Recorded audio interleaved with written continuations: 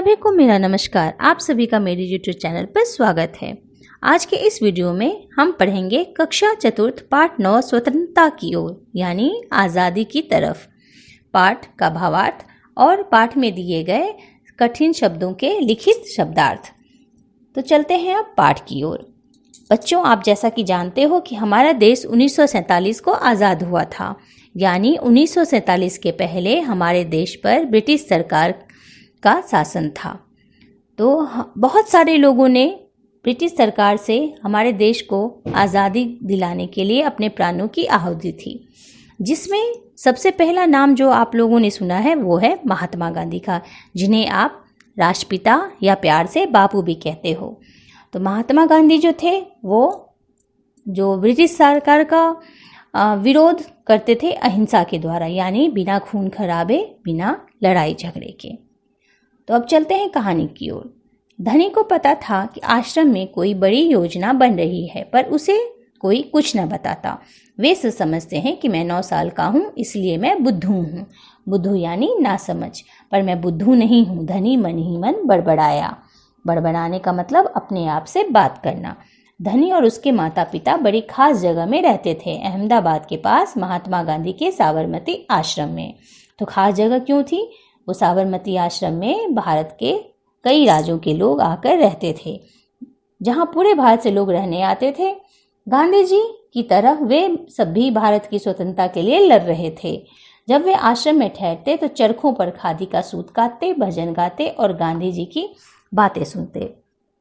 तो खास यानी विशेष जगह होता है, और चरखों यानी सूत काटने का लकड़ी का यंत्र। इस बार जब अमेरिका के राष्ट्रपति भारत आए थे तो उन्होंने भी इस चरखे को देखा था। तो उसके बाद आपने देखा कि उस सबका अपना अपना काम वहाँ पे बटा हुआ था। लोग भजन गाते थे, खादी का सूत काटते थे और स्वतंत्रता में संग्राम में भाग लेते थे। साबरमती में सबको कोई ना कोई काम करना होता था। खाना पकाना, बर्तन धोना, कपड़े धोना, कुएं से पानी लाना, गाय और बकरियों का दूध दूहना और सब्जी उगाना। धनी का काम था बिन्नी की देखभाल करना। बिन्नी आश्रम की एक बकरी थी। धनी को अपना काम पसंद था, क्योंकि बिन्नी उसकी सबसे अच्छी दोस्त थी। धनी को उससे बातें करना अच्छा लगता था। तो आश्रम में जो भी लोग रहते थे उनको अपने अपने हिस्से का काम दे दिया गया था। वे सब अपने अपने हिस्से का काम करते थे, और धनी का काम था बिन्नी नाम की बकरी का देखभाल करना। उस दिन सुबह धनी बिन्नी को हरी घास खिलाकर उसके बर्तन में पानी डालते हुए बोला, कोई बात तो ज़रूर है बिन्नी। वे सब गांधी जी के कमरे में बैठकर बातें करते हैं। कोई योजना बनाई जा रही है, मैं सब समझता हूँ। योजना यानी कि किसी कार्य को करने की रूपरेखा। बिन्नी ने घास चबाते हुए सिर हिलाया, जैसे कि वह धनी की बात समझ रही हो। धनी को भूख लगी थी। कूदती फांदती बिन्नी को लेकर वह रसोई घर की तरफ भागा। उसकी माँ चूल्हा फूंक रही थी और कमरे में धुआं भर रहा था। मिट्टी का चूल्हा होता है जिसे जलावन से जलाया जाता है, और जिसके कारण धुआं पूरे कमरे में फैला हुआ था। अम्मा, क्या गांधी जी कहीं जा रहे हैं? उसने पूछा अपनी माँ से। खांसते हुए माँ बोली, वे सब यात्रा पे जा रहे हैं। चूँकि उसकी माँ फूंक रही थी चूल्हे जलाने के लिए और धुएं से कमरा भरा हुआ था, इसलिए वो खांस रही थी। यात्रा कहाँ जा रहे हैं? यात्रा मतलब एक जगह से दूसरे जगह जाना। धनी ने माँ से सवाल पूछा। समुद्र के पास कहीं। अब सवाल पूछना बंद करो और जाओ यहाँ से। अम्मा जरा गुस्से से बोली, पहले मुझे खाना पकाने दो। धनी सब्जी की क्यारियों की तरफ निकल गया।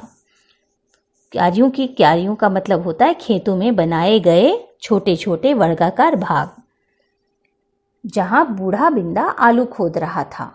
जो बिंदा है वो खेती करते थे, बिंदा चाचा। धनी उनके पास बैठ गया। आप भी यात्रा पर जा रहे हैं क्या? बिंदा ने सिर हिलाकर मना किया, यानी कि बिंदा ने कहा कि मैं नहीं जा रहा हूँ। उसके कुछ बोलने से पहले धनी ने उतावले होकर पूछा, कौन जा रहे हैं? कहाँ जा रहे हैं? क्या हो रहा है? बिंदा ने खोदना रोक दिया और कहा, तुम्हारे सब सवालों के जवाब दूंगा, पर पहले इस बकरी को बांधो। मेरा सारा पालक चबा रही है। तो वहाँ पे पालक लगा हुआ था जिसे बकरी चबा रही थी। धनी बिन्नी को खींचकर ले गया और पास के नींबू के एक पेड़ से बांध दिया। फिर बिंदा ने उसे यात्रा के बारे में बताया। गांधी जी और उनके कुछ साथी गुजरात में पैदल चलते हुए दांडी नाम की जगह पर समुद्र के पास पहुंचेंगे। गांवों और शहरों से होते हुए पूरा महीना चलेंगे। दांडी पहुंचकर वे नमक बनाएंगे। तो गांधी जी कहाँ जा रहे थे? जो नमक जहाँ बनाया जाता है समुद्र के खारे पानी से, आपको पता है कि नमक बनाया जाता है, तो दांडी नाम की जगह पे गुजरात में जा रहे थे, जो कि समुद्र के बगल में है। नमक, धनी चौंक कर उठ बैठा। नमक क्यों बनाएंगे? वह तो किसी भी दुकान से खरीदा जा सकता है। हाँ, मुझे मालूम है, बिंदा हंसा, पर महात्मा जी की एक योजना है। यह तो तुम्हें पता ही है कि वह किसी बात के विरोध में ही यात्रा करते हैं या जुलूस निकालते हैं, है ना? जुलूस का अर्थ होता है कि किसी प्रदर्शन के लिए लोगों की भीड़ को इकट्ठा करना। तो गांधी जी जो है वो अपने किसी मकसद को जब पूरा करना रहता था या विरोध करना रहता था ब्रिटिश सरकार का, तब जुलूस निकालते थे। हाँ, बिल्कुल सही, मैं जानता हूँ, वे ब्रिटिश सरकार के खिलाफ सत्याग्रह के जुलूस निकालते हैं। सत्याग्रह यानी सत्य के लिए आग्रह करना। तो इस तरह बिंदा ने उसे समझाया, जिससे कि उसके खिलाफ लड़ सकें और भारत स्वतंत्र हो जाए। पर नमक को लेकर विरोध क्यों कर रहे हैं? यह तो समझदारी वाली बात नहीं है। बिल्कुल धनी, क्या तुम्हें पता है कि हमें नमक पर कर देना पड़ता है? कर का अर्थ होता है चुंगी, यानी कि टैक्स। तो नमक पर कर देना पड़ता था भारतवासियों को। बच्चों, आप तो जानते हो कि खाने का स्वाद नमक से ही होता है। अगर खाने में नमक नहीं डाला जाए तो खाने का स्वाद नहीं होता। गरीब हो या अमीर हो, सभी नमक का उपयोग करते हैं। तो ब्रिटिश सरकार ने नमक बनाने पर रोक लगा दी थी और वो उस पर टैक्स कमाते थे। तो खारे पानी से, जहाँ खारा पानी होता है वहाँ नमक बनाया जाता है। तो समुद्र में खारा पानी मिलता है, ये लोग समुद्र पे जाके खुद नमक बनाने वाले थे, जिससे कि ब्रिटिश सरकार का विरोध हो जाता। अच्छा, धनी हैरान रह गया। नमक की ज़रूरत सभी को है, इसका मतलब है कि हर भारतवासी गरीब से गरीब यह कर देता है, बिंदा चाचा ने आगे बताया। लेकिन यह तो सरासर अन्याय है। सरासर यानी बिल्कुल अन्याय है। धनी की आंखों में गुस्सा था। हाँ, यह अन्याय है। इतना ही नहीं, भारतीय लोगों को नमक बनाने की मनाही है, यानी भारतीय लोग नमक नहीं बना सकते हैं। ऐसा ब्रिटिश सरकार का कानून था। महात्मा जी ने ब्रिटिश सरकार को कर हटाने को कहा। उन्होंने यह बात ठुकरा दी।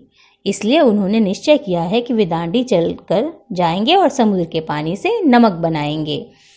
तो 1 महीने तक पैदल चलेंगे? धनी सोचकर परेशान हो रहा था। गांधी जी तो थक जाएंगे।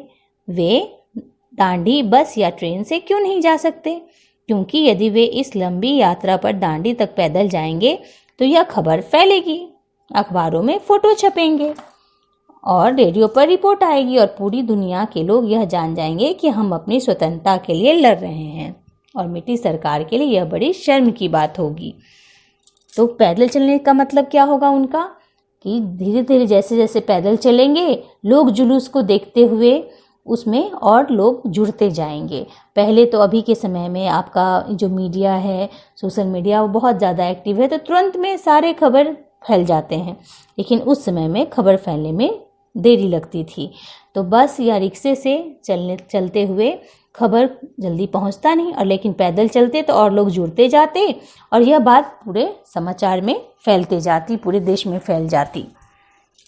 तो इस पाठ में, इस भाग में बस इतना ही। आगे का पाठ हम अगले वीडियो में पढ़ेंगे, जिसमें कि हम वीडियो के अंत में पाठ में दिए गए कठिन शब्दों के अर्थ भी जानेंगे। इस वीडियो में बस इतना ही। धन्यवाद।